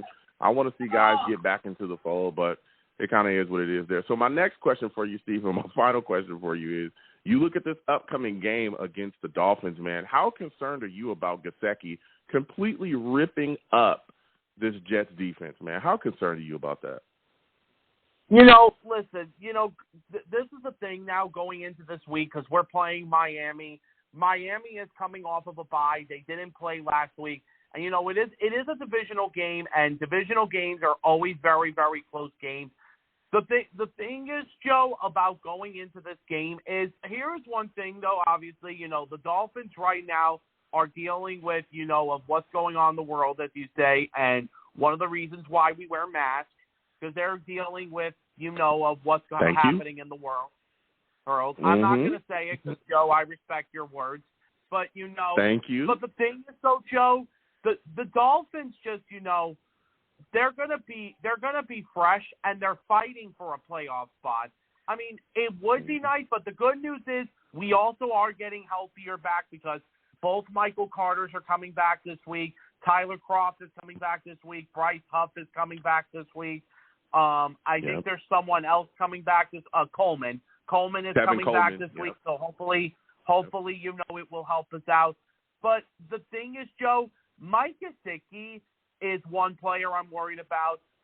Tua, depending on how he does coming off of the bye. Other things that I'm even worried about too was the Dolphins defense. Listen, their defense, if you remember the last game, I mean, even though Elijah Moore lit them up in the last game, that defense is a good defense that the Dolphins have. The Dolphins, listen, I hate the Dolphins just like you do, and they're a good team. I'm hoping that we can ruin their playoff chances this Sunday, because right now they are fighting for a playoff spot. But we'll see what happens this Sunday. And it's any given Sunday. It is. So before I let you go, Steve, you had a great call, man, a lot of great takes. Give me your final score prediction. Who do you think wins? Who do you think loses? How do you think this game ends up? Something, Joe, listen. I do want us to beat the Dolphins. I really, really, really do. It's just a joke because Miami is coming back from a bye and because they're going to be very fresh coming back. Joe, unfortunately, as much as I don't like to do this, I have to give the edge to the Dolphins in this game. I'm going to have to give the Dolphins to win by the final score of 23-10. 23-10. Listen, Joe, I'm sorry, bro. I'm sorry, man. Hey, it is what it is, man. Listen, Steve, I want to thank you for calling in. You had a lot of great takes tonight. You have yourself a good night, all right? All right, good night, Joe. Bye-bye. All right, you have a good one. Listen, Steve calling in with takes, okay? And, again, we're going to continue to go on to lines. Again, 515-602-9639. 515-602-9639 is the number. Call in. Please give the stream a thumbs up wherever you're watching me from. Also, subscribe to the stream if you're on YouTube. Hit that notification bell so that when I post content, you folks will be in the know. It's tough, man. It's tough being a Jets fan, but we are getting healthy going into this Dolphins game, as Steve said as well. We're getting both of the Michael Carters back, one of them being our playmaker running back, the other being a guy that's made plays as well at corner. So that'll help our secondary a little bit. We're getting Bryce Huff back. Hopefully he can do something as far as the pass rush because we were looking for him to do something. Tevin Coleman is coming back as well, and Tyler Cross. We'll see what happens with that going forward. But we're going to continue to cover the game. Again, 515-602-9639. 515-602-9639 is the number. Call in. We're taking all callers. Salutes to all the savages in the chat. We'll get to everybody. I'm going to my guy, Venom G's. Okay? If you need to call Venom G's. He's going to give you a hot take. Salute to you, Venom. I want to thank you for calling in. But before we get to this, hold on a second, Venom. For those of you that don't know, Venom is a savage. He's a savage. Venom is a savage. If you want to play around with Venom, don't. All right? Play with something safe. Jeez Louise. Salute to you, Venom. 30-9, we lose to the Saints. Zach Wilson, Wally and Akron. Give me your thoughts about the offense. Give me your thoughts about Zach Wilson. Take it away. Yo, Joe, both were swooped out. Throw it in the trash, both of them, man. Golly. Yo, Joe. I'm sick of everybody trying to save this kid, man. I'm sick of everybody trying to save this kid. He came here and said he played football his entire life since 6 years old. Mm-hmm. I could make them throws to the far right and far left, and even throw. Mm-hmm. You can't save this kid if you've been playing through Pop Warner, high school, college. Now you're in the NFL. Those plays are so. I can understand you going deep, but these short routes you should be able to hit, my man. Like, yo, damn. You can't hit the running back with a dump off. You can't hit a curl route or come out of route off to the sideline. You can't hit a 5. This is just ridiculous. Like, he looks trash. And they should even fire the assistant that they got to help him. What the hell is he doing out there? You got to get him the hell out of there, man. You got to go back to Utah, homeboy, because, you know, what you showing him ain't working. No, God, Joe. Yeah, I'm trying. Please don't curse him. I feel like it's right there. Please don't curse. Listen, I hear you. I understand your frustrations. I feel like it's right there. They don't want to drop some bombs. Yo, please don't. Listen. No, and I'm tired of people. They tried to say Sam Darnold was this. He wasn't this bad, man. At least he could complete passes, dump off. Man, I don't even want to go there. We were both on the keep Sam train, you know, but we got to deal with Zack now. Yeah. See, you happy now, guys? You happy? Listen, Venom, first off, again, I want to thank you for calling in. You know what I'm saying? I understand the frustration. Look, the accuracy issues are concerning. Him not being able to hit guys 2-3 yards away that are wide open, 4 yards away that are wide open is concerning. Look at the pass if you're to not Barrios. concerned about exactly the pass to Barrios was there was and this passes, is all year. This isn't last week. This isn't this is all year. This is all year since the season started. It seems like he just can't hit those routes anymore. I don't know what's going on, but since the season started, Yo, this offense is trash. You take out Corey Davis and Elijah, Denzel, adios. Don't let the doorknob hit you with a good Lord split you. Get him. Oh my goodness. And I'm sad. I'm sad to see him go. I'm sad to see him go. But Denzel, they getting you out of here, Playboy. Yeah, when you look at Denzel Mims, and it's great that because that's where I wanted to go next. First off, I want to talk about when you look at him, what do you think is the deal? Why do you think, we're seeing these issues with him? Do you think it's the way the coaching staff is handling him? Do you think he's trying to do too much on these plays? Do you think he just doesn't know what is the issue, man? Yo, Joe, it's just like when we had Robbie Anderson, our leading receiver. We know he was only go just in a deep route. Just go in a deep route. You know what he is, and you don't put him in a slot. You don't try to convert him into other things. If Mims is a big body receiver, have him go on a slant, jump up over a smaller cornerback. Why do you have him running these routes like he's the size of Elijah? You can't go like Brandon Marshall. You use him like Brandon Marshall. Use him like one of these big targets. Don't use him like he's 5'10", 5'11". and they putting him in the wrong positions, Joe. They putting him in the wrong. They giving him a Sam deal. They just making this test too hard for him. So do you think? Because there's a lot of Jets fans. We've talked to you tonight, Venom, and they think that this is it. Do you think after the year that we probably move on from him? I know it's a little early, but I know is that the feeling that you have? I wouldn't, but these coaches, man, they're not doing what we know we would do if we were in that position. Like I know Ashton Davis, there's no way he should still be out there. Denzel can't even make the field until everybody gets hurt. Jeez. So at least have him on some type of plays, man. Yeah. No, I mean, you're talking facts, Venom. Again, with Elijah Moore going on IR, that hit us, right? That was a gut punch to the offense. Because here we have a guy that was coming on, and now he's on the IR, so we're going to miss him for a couple of games. And, again, Zach Wilson was finding some real rhythm with him, and now that's gone. And now Denzel Mims is not working out. Corey Davis is on IR dealing with that core surgery. You got Jamison Crowder, Keelan Cole, and Braxton Berrios out there. And, again, injuries happen around this league. That's just what happens. But, man, it just sucks. It really does suck. Now, going to the defensive side of the ball. Going to the defensive side of the ball. Not to the level that we suffer them. Not to the level we suffer them. We lost the whole damn team. It's been tough. But going to the defensive side of the ball, what are your thoughts about the struggles there? Because, I mean, we're just giving up 100-yard rusher after 100-yard rusher. What do you think it is with just giving up yards on the ground? It's a lack of effort. What is it, Venom? It's the lack of effort. You see it, man. These guys are getting bullied. There's no effort. There's no try to.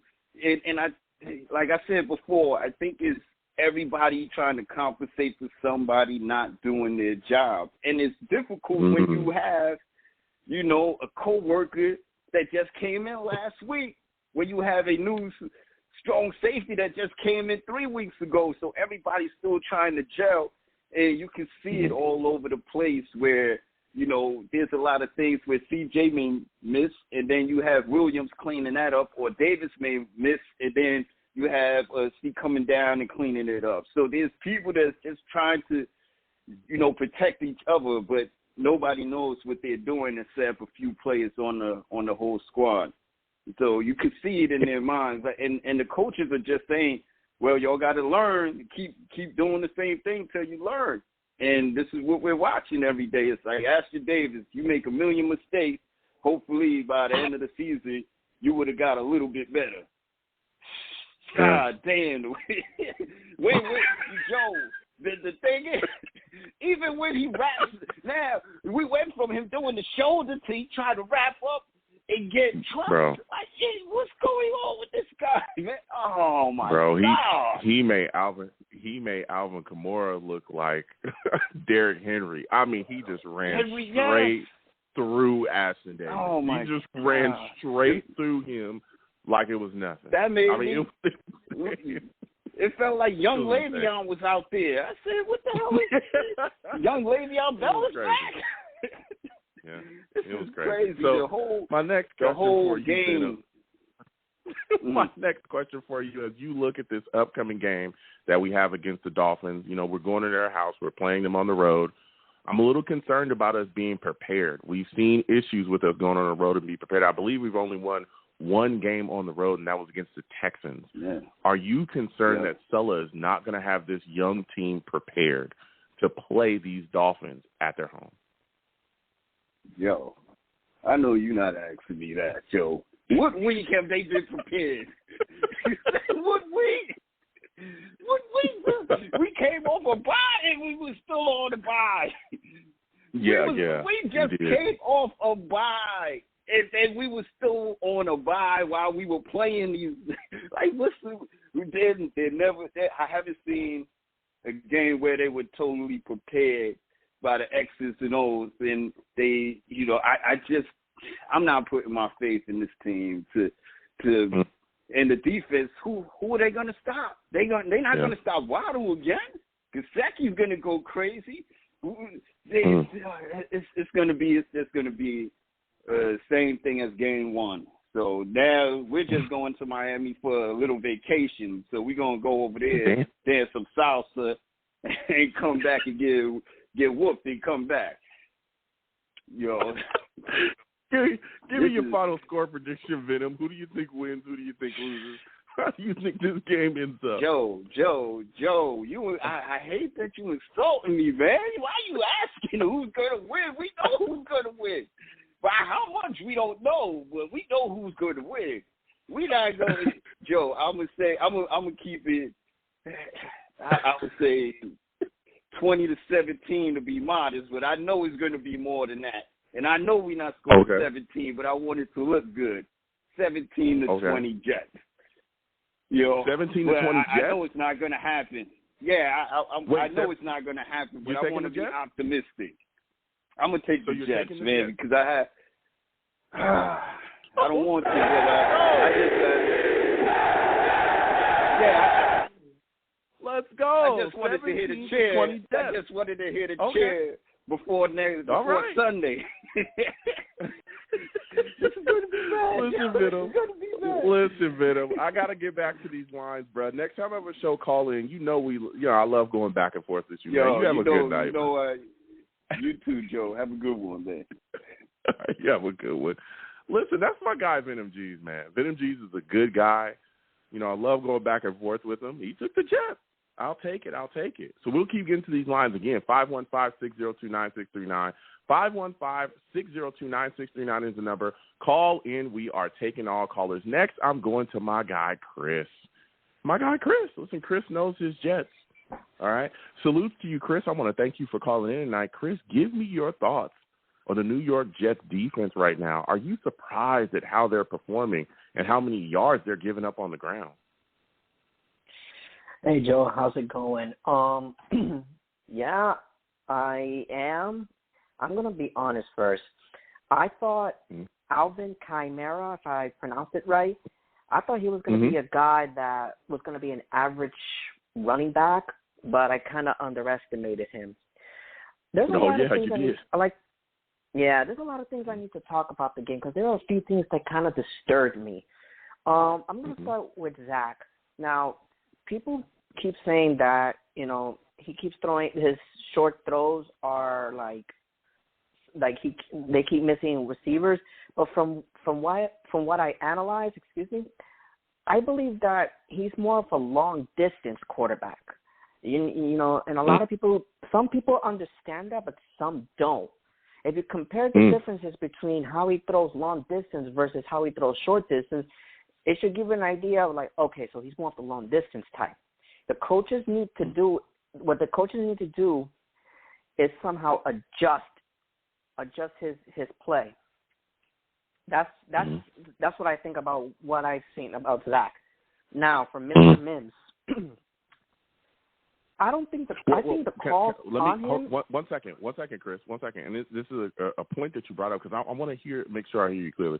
When you're saying adjust his play, do you mean adjust the scheme to start really launching the football down the field more, or do you mean they need to adjust his play as far as his mechanics and skill set so that he'll be able to see the guys that are open underneath the short passes and the intermediate stuff? What do you mean by that?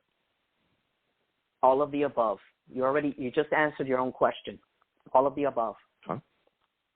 Because I like the way he launches it and how his receivers like Elijah Moore, Braxton Berrios, how they catch it. Because I've seen one. I think what was it? I think was it on the Titans game, if I'm not mistaken. That I liked. That's how I noticed. Okay, he's the long distance type. That's why I'm not gonna. I'll admit he did play horrible when it comes to short distance, but at the same time, I already knew that he was already a long distance. He was the long distance type. Mr. Mims, I want to get to him because the calls against him, I was upset about that because it frustrated me when they put it on him, knowing that he was doing his position. I mean, he's young, If they believe that he's a problem on the offense, why don't they just put him on special teams and like when and have him like whenever he receives the ball, let him run and see what happens. He could be adjusted into any other position. It doesn't have to be the offense. It could be special teams. I mean, special teams. I see him there as well. But those calls, they were horrible on him. I didn't like the way they called on him. It got me a little bit frustrated. I'm like, are you kidding me? It was a disappointment. Other than that, that's pretty much what I needed to let out. Yeah. Listen, Chris, I hear you. I mean, you're bringing some takes right now. Now, when you look at this upcoming game against the Dolphins, how concerned are you about Tua ripping us up? Do you think the New York Jets defense will get some pressure on him and force him to mistakes? Question, Joe. Didn't we already play Miami and we lost 24-17? Yes, we did, and you're correct about that score. That's what I thought, because I was like, I keep saying that we're playing the Dolphins, but we already played them like 2 or 3 weeks ago. So I don't remember the schedule, so forgive me. Yeah, I mean, divisional. What was that? Yeah, they're a divisional opponent. We got to play them again. And this game is where? Correct me if I'm wrong. Miami. It's in Miami. Okay, thank you. Mm-hmm. Okay, thank you. I think from the last game they played, I think they already know what they went against, and I'm sure Zack already probably watched the film. So I think it'll probably be a close game as well at Hard Rock. So now, if you want to know my final prediction, because I know you're going to ask me that, I think it's going to be the same score. I think it's going to be the same score as last time, only it's going to be in our favor. Okay. So you're taking the Jets, 24-17 Jets.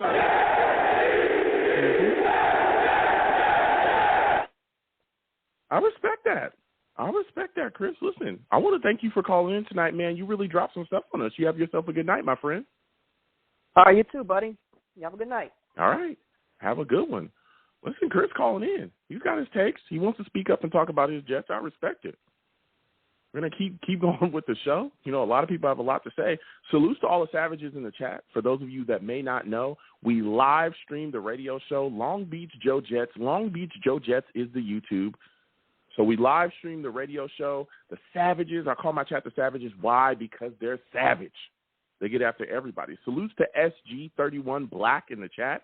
SG says, if Hutchinson and Thibodeau are gone, should we go O-line, defensive end, corner, or safety with our first pick? I'm saying O-line. Let me tell you why.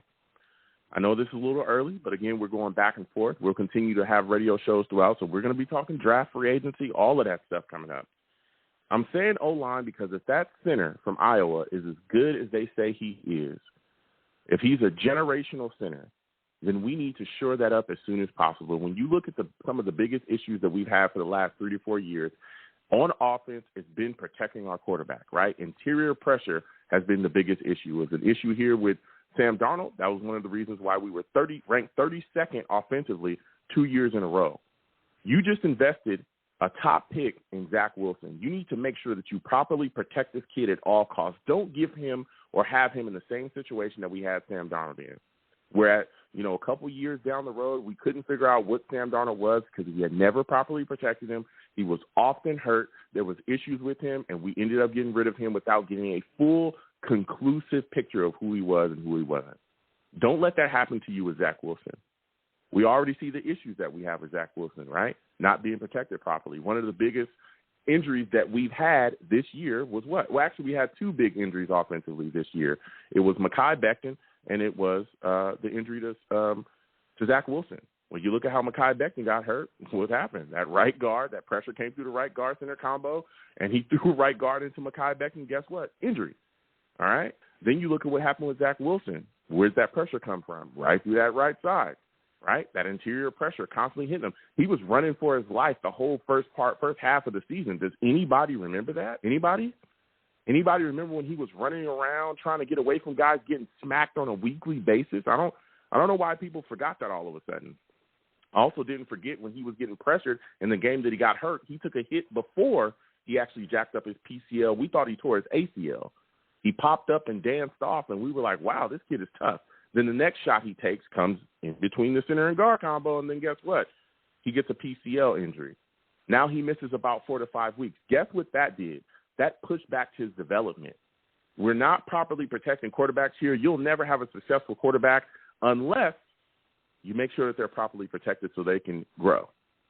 That must be what it happens. I don't understand why everybody's all of a sudden talking about drafting a safety, a position of non-impact, like we have the luxury to do that. We do not. You go draft a safety, you can do that in later rounds, but you do not take premium picks and draft a safety when you're the New York Jets and you are stunted at impacts of position. We have no pass rushers. How can you look to draft a safety when you don't have a pass rusher? Carl Lawson coming off of an Achilles injury. Why can't we have more than one good pass rusher? If you look at all the rest of these teams in this league that is consistently going out there and doing things, they have multiple pass rushers. But even getting back to the offensive line with Zach Wilson, guess what? A generational center, changes the outlook of the offensive line. It protects him. And I know there's people out there talking about you don't take a center that high, you don't take guards that high. Guards and centers, again, when you look at our issues, it's always been interior pressure, protecting. It's always been the guard-center combo that has stunted us. By the way, guess what? The Colts took Quentin Nelson, I believe, at 6 to left guard. Anybody think that was a bad pick? I don't think it was a bad pick. He's literally a generational guard. Everybody's pretty much anointed him as Hall of Famer. This guy is one of the best guards in the league, if not the best guard in the league. We just played the Colts. They ran for 239 yards against us. Jonathan Taylor had 172 yards in that game, I think, by the third quarter. And it was all running behind him. Their entire running game is running behind him. And if you take a center that high that's a generational talent, not only does it affect Zach Wilson, it also affects Michael Carter. You know, the other guy that we have that's a playmaker on offense, one of our best playmakers on offense. Why is he that? Why do we think he's so special? It's because he gets the ball on a handoff, and he's able to evade guys right at the handoff because our guys can't block up front. He's able to turn plays that should be -5 yards into +5 yards. Well, can you imagine what he could do if he had open holes in front of him? By the way, we haven't had a 100-yard rusher all year. I'm going to say this again. We have not had a 100-yard rusher all year. How do you think that affects the offense? Not being able to run the football at will like we should.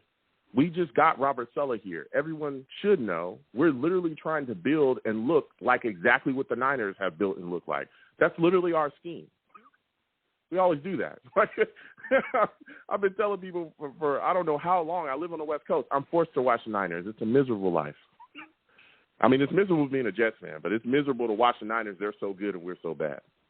All right? Guess what? If you want to play like the Niners, you have to have the talent. The Niners' offensive line is stout up front. We've got to get better up front. So a generational center I will absolutely take before I take a safety at 4 or even a corner. I'm prioritizing winning in the trenches. If there's no pass rusher there, then you take an offensive lineman. That's what you do. You better your offensive line so that you know for a fact who Zach Wilson is, because you protected him properly, and if he sucks, then guess what? You know he sucks because he sucks. And that offensive lineman that you draft, that generational center, will still be here when you finally get the guy that doesn't suck to throw the football. But you don't take a safety. And again, I'm not disrespecting any of those guys. Hamilton, phenomenal kid. He's going to be good. I have no doubt in the talent or anything like that. But if we're going to invest in a quarterback, everybody was screaming they wanted Zach Wilson, then you must invest to ensure that kid is able to pan out. Give him a chance. Because if you keep jacking up his PCL and having him out there with knees that that don't look good, how do you think that that's going to affect his growth here as well? That knee not being stable is affecting him as well here. So let me tell you something. That's my take on it. So salute to the Savages in the chat. Again, we take some questions from there. I love going back and forth with everyone in there. Take a offensive lineman early. That's my take right now. That's my take. You know, as well, Baxter Wilson salutes to him. He also says in there, Baxter Wilson says if you give your QB time, it opens up the playbook too. Exactly. Gives you further shots down the field. Helps Elijah Moore out. Helps Corey Davis out. You got to take O-line. You got to shore that up. You can't keep rolling around with an offensive line that's built with chicken wire and duct tape. You can't keep doing that. We need right guard help. Connor McGovern has been very up and down. He was horrible early, and he was bad for the last 2 years. He's been bad since we signed him. He's been decent on this skid, but guess what? It's against teams that it's a softer part of the schedule. If you want to succeed, if you want to step up, if you ever want to compete with the big dog, you better go get yourself a quality offensive line. You better do it, or you're going to have big issues. So that's my take on that. We'll continue to talk about the draft upcoming. We'll continue to talk about free agency. We're going to do all that stuff. I just have to give my take there because I just love going back and forth with Jeff, and I love discussing stuff. But we'll talk about it. We'll talk about it. So call in when those times come. 515-602-9639. It'll also be live on YouTube, Long Beach Joe Jets. All right? Don't get me ranting because I'll go. Now I'm going to give you folks my take on this upcoming game against the Dolphins. Again, salutes to all the Savages in the chat. Let me tell you, this is tough. It's a tough team right now, to meet. Again, they're dealing with the situation of why we wear masks. Everyone knows what's going on with the world. All right, everyone knows what's going on around here. We're protecting ourselves for a reason. YouTube is, they be tripping. So listen to what I'm saying. There's a reason why we are doing some of the things that we're doing, and we're taking precautions for what's going on in the world. They're dealing with that situation currently.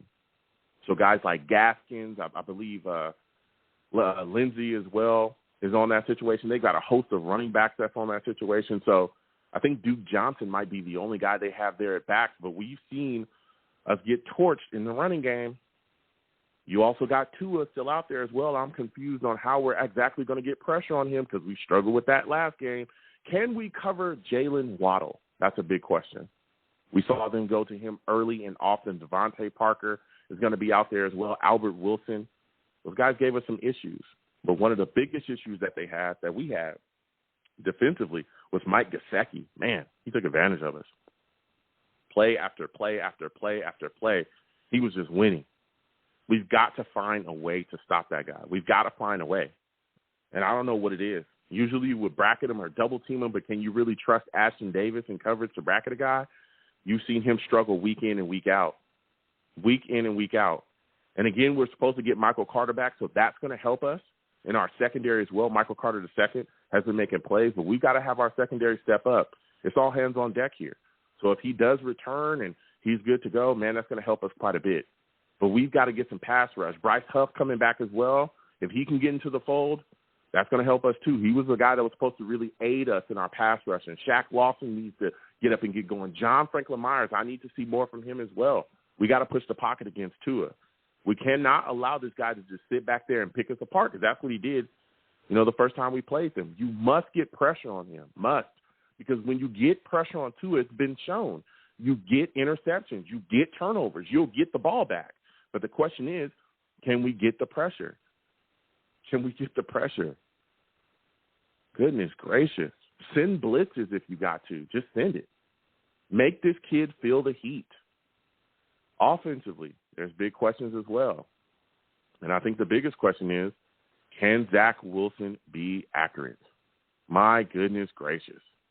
The accuracy issues, the missing the dump off, the missing the guys that are wide open.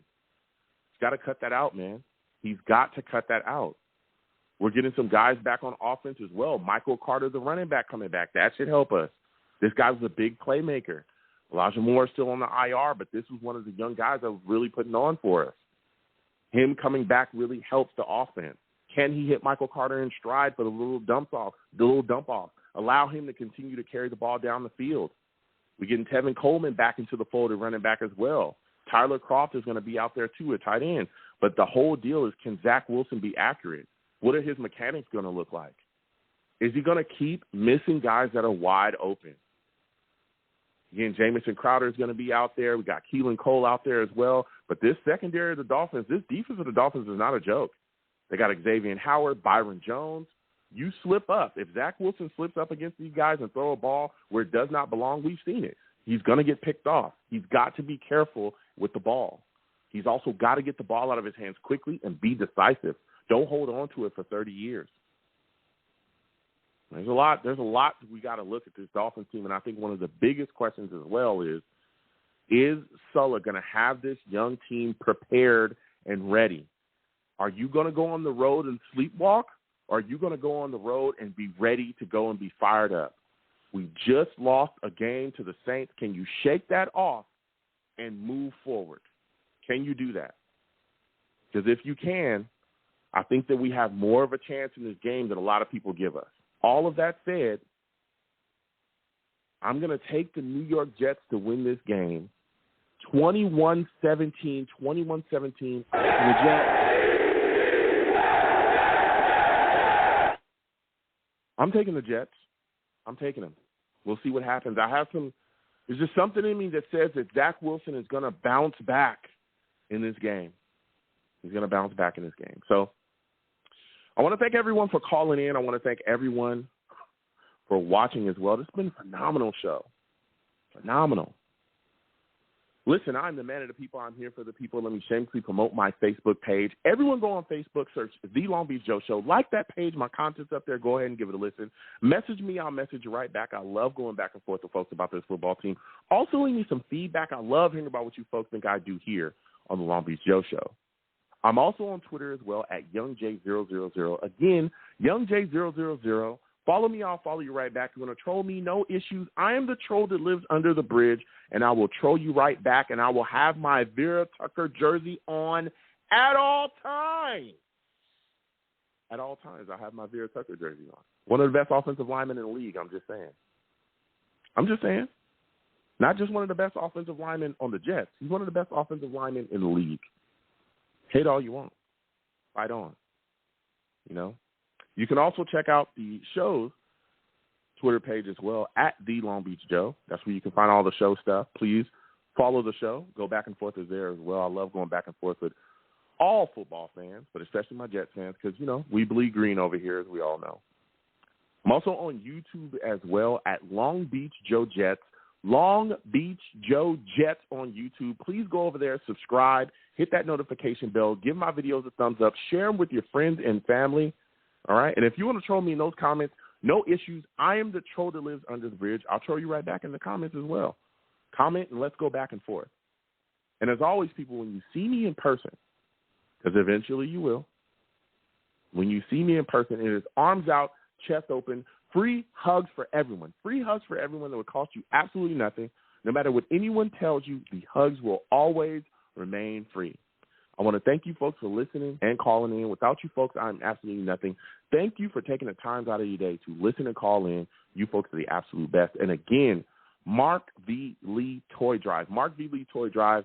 If anyone wants to help get a kid a toy, put a smile on a kid's face for the holidays, please go to a Jersey City Fire Department, donate a toy, donate some money, donate your time if you can.